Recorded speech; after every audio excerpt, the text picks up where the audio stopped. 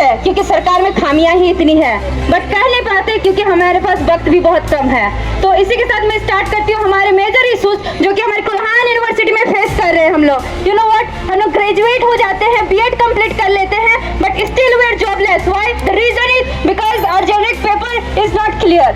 You know what, हमारा generic paper ही clear नहीं है। जहाँ भी फॉर्म फिलअप करते हैं तो एक सवाल पूछा जाता है, आपका जेनरिक पेपर तो क्लियर ही नहीं है। So what, we left there. So हम लोग 2 साल से हो गया, सरकार बस निकाल रही है कि हाँ हम एग्जाम कंडक्ट करा लेंगे। भाई साहब, एग्जाम ही तो कंडक्ट कराना है, थोड़ी तुमको अपना घर बेच के हम लोग को देने बोल रहे हैं जितना टाइम लगता है। तो इसी वजह से हम पढ़ तो ले रहे हैं, लेकिन अभी भी still we are not aware about it that what's going on. More than 50% students they even don't know what is generic paper. You know what, I asked, मतलब बहुत सारे ऐसे बच्चों से मेरी बात हुई थी तो उन्हें तो पता ही नहीं है, वो बस पढ़े जा रहे and what parents expect from us that we will give them job after completing our education, but still we are not giving them at all anything. So इसी तरह से हम जॉबलेस होते जा रहे हैं और स्टूडेंट्स के अंदर जो गुस्सा, जो आक्रोश होती है वो भी कहीं ना कहीं हमारी डूब चुकी है।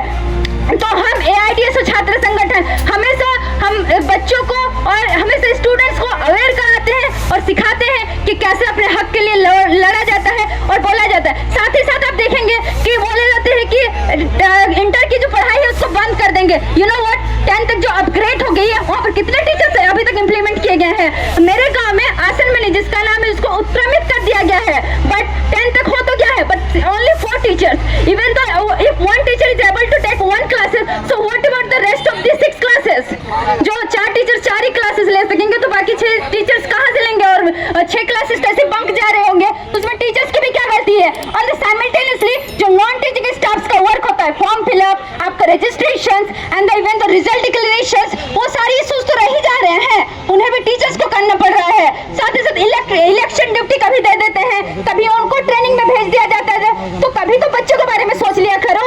झारखंड को बोला जाता है कि झारखंड हमारे प्रगति कर रहा है, अरे भाई किस तरह से प्रगति कर रहा है? आप बस उसको देते कि प्राइवेट यूनिवर्सिटी में पढ़ो, सरकारी यूनिवर्सिटी को कभी बढ़ावा ही नहीं दिया जाता है। यहाँ पर बोला जाता है कि आप सरकारी कॉलेज से पढ़ो तो बेटा बाप का नाम होगा कि सरकारी कॉलेज से पढ़ के मेरा बेटा अफसर बन गया है। भाई सरकारी कॉलेज में क्लासेस होगी तब ना बेटा आपका नाम करेगा। बच्चा भी चाहता है, बच्चा भी रो रो के घुट घुट के मरता है कि हम अपने बाप को करके दिखाएंगे, लेकिन करेगा कैसे? जब सरकार साथ रहती, जब प्रशासन साथ रहते, जब हमारे टीचर्स हमारे साथ में खड़े हो पा सकते हैं। टीचर्स चाहते हैं कि हम आपके साथ दें, बट टीचर्स की तो मजबूरी है, उन्हें तो इलेक्शन ड्यूटी में भेजा जा रहा है, उन्हें तो फॉर्म फिलअप करने दिया जा रहा है, उन्हें तो एग्जामिनेशन ड्यूटी में दिया जा रहा है। कि नॉन टीचिंग स्टाफ्स का काम भी टीचिंग स्टाफ्स करे, और क्या बोलते हैं इंटर के जो टीचर्स है उनको भी हटा दिया जा रहा है। अब वो कहाँ जाएंगे? और मैट्रिक्स का जो अपग्रेड अब 12th तक करना, तो इंफ्रास्ट्रक्चर की ढंग है, ना ही टीचर्स का आपका कुछ ही है, ना ही गर्ल्स के सेफ्टी के बारे में कुछ सोच रहे हैं। इधर बोलती है गवर्नमेंट, हमारी सेंट्रल गवर्नमेंट बेटी पढ़ाओ बेटी बचाओ, और इधर बेटी बचाओ के नाम पे बेटी का दिन ब दिन दुष्कर्म किया जा रहा है। ये कौन सी सरकार की नीति है और कैसे वो हमारे साथ यहाँ पर न्याय कर रही है? हम बस सरकार से यही डिमांड करते हैं कि जो इश्यूज आज हम स्टूडेंट्स लेके आए हैं, either it is about generic paper, our result declaration and the paper leak and the rest of the other issues, he should take the decision as soon as possible। Otherwise आज हम रांची में और राज्यपाल क्या बोलते राजभवन के सामने है, कल उनके घर के सामने होंगे। ये हम छात्रों का वादा है आपसे। जय हिंद, इंकलाब जिंदाबाद, AITSO जिंदाबाद।